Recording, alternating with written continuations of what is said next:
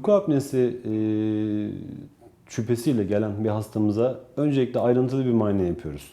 Burun boşluğunu, geniz boşluğunu, sinüslerini, boğaz bölgesini, dil kökünü, bademcik yapısını ve yumuşak damağın düşüklüğünü değerlendirdikten sonra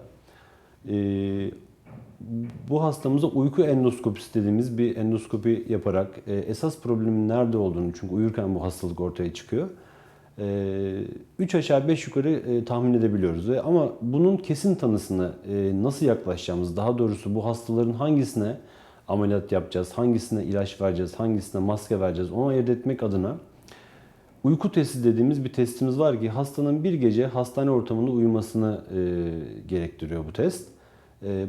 Bazı hastanelerde hastanın üzerine bağlanıp eve gönderilen makinalı cinsleri de var. Bu uyku testinden sonra hasta bize bir testte dönüyor ve bu testte uykunun derecesine, kalitesine göre 3 basamakta uykuyu değerlendirebiliyoruz.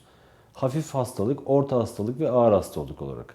Hafif hastalık varsa, hafif uyku apnesi varsa hastada, oradaki kaç defa nefes tutmuş, kaç defa tamamen uyumuş, onların sayısına göre hastamıza ameliyatlar gerçekleştiriyoruz. Problem neredeyse.